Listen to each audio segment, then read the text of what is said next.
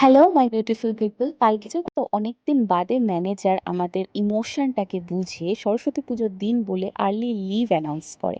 And এটা শুনে তো আমার খুশি আলাদা লেভেলে পৌঁছে যায়, কারণ এই রকম খুশিগুলো না বছরের খুব কম সময় পাওয়া যায় যে ম্যানেজার এসে তোমাকে বলবে যে ঠিক আছে চলো আজকে তুমি 2 ঘন্টা আগে লিভ নিয়ে নাও।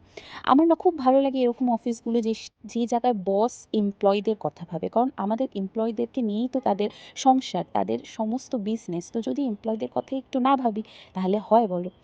এই করতে করতে বাড়িতে এসে ড্রেস হতে হতে হঠাৎ মাথায় আসলো যে আমার তো একটা বিয়েবাড়িও অ্যাটেন্ড করার আছে আজকে। তাই আর কি অনেকদিন বাদে জানো তো আমি একটা ওয়ান পিস পরেছিলাম। আমি এখন মার বাড়িতে আছি, তোমরা সবাই জানো। তো এখানে আমার কতগুলো ওয়ান পিস রাখা ছিল।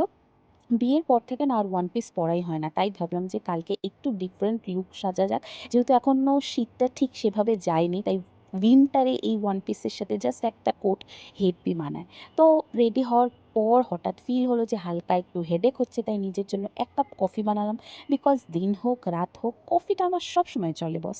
তারপরেই হঠাৎ করে মিস্টার দত্তর ফোন আসলো, সে আমাকে রিসিভ করতে আসলো। নিচে গিয়ে দেখি ও আমার জন্য ওয়েট করছে। দেন ওর সাথে টুকটুক করে বাইকে করে আমরা যখন বিয়েবাড়িতে গিয়ে পৌঁছালাম, দেখলাম বউই তখনও আসেনি। যাই হোক, আমাদের কাজ তো আমরা করা স্টার্ট করে দিলাম।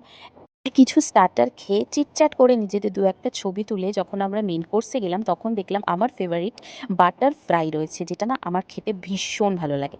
তারপরে দেখলাম বর অলরেডি বিয়ে করতে বসে গেছে, তো আমরা বেরিয়ে আসলাম।